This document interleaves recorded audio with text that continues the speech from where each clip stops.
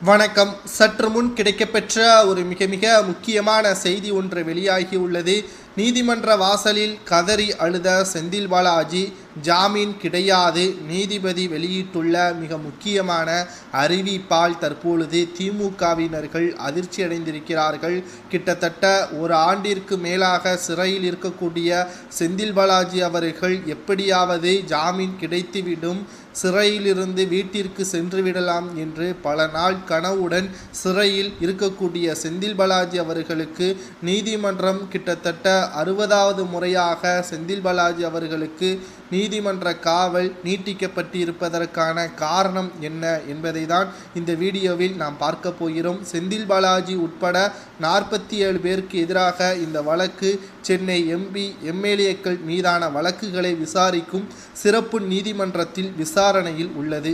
சென்னை மாவட்ட ஆட்சியாளர் அலுவலகத்தில் உள்ள எம்எல்ஏக்களுக்கான வழக்குகளை விசாரிக்கும் சிறப்பு நீதிமன்றத்தில் கடந்த ஆண்டு செப்டம்பர் மாதம் இந்த வழக்கின் கூடுதல் குற்றப்பத்திரிகை தாக்கலும் செய்யப்பட்டது.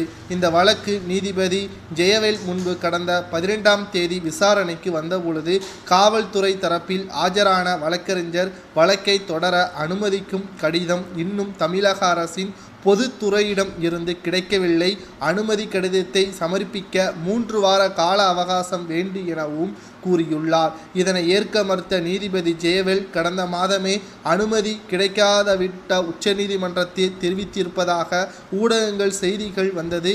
ஆனால் தற்பொழுதும் பழைய காரணத்தை கூறி கால அவகாசம் கோருவதை ஏற்க முடியாது எனவும் தெரிவித்திருக்கிறார். விசாரணையை செப்டம்பர் 18ஆம் தேதிக்கு தள்ளி வைத்த நீதிபதி வழக்கு தொடர அனுமதி அளித்தது தொடர்பான விவரங்கள் மற்றும் வழக்கு விசாரணை நிலையை தெரிவிக்க வேண்டும் எனவும் உத்தரவுகளை பிறப்பித்திருந்தார். இந்த நிலையில்தான் இன்று இந்த வழக்கு நீதிபதி ஜெயவேல் முன்பு விசாரணைக்கு வந்துள்ளது. முன்னாள் அமைச்சர் செந்தில் பாலாஜிக்கு எதிரான வழக்கு விசாரணை நடத்துவதற்கான அரசின் அனுமதி உத்தரவை காவல்துறை தரப்பு வழக்கறிஞர் தாக்கல் செய்திருக்கிறார்.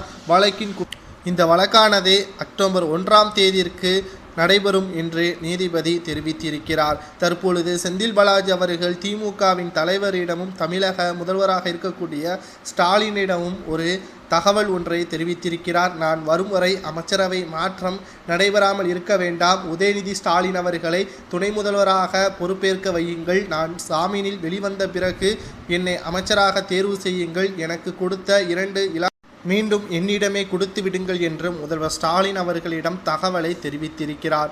இதனால் நம்பிக்கைக்குரிய அமைச்சராக இருந்த செந்தில் பாலாஜி அவர்கள் பல கஷ்டங்களை அனுபவித்த போதிலும் செந்தில் பாலாஜி அவர் ஜாமீனில் எப்படியும் வெளியே எடுத்து விடுவோம் என்றும் அவரது உடல்நிலையை மட்டும் கவனத்தில் கொள்ளுங்கள் என்றும்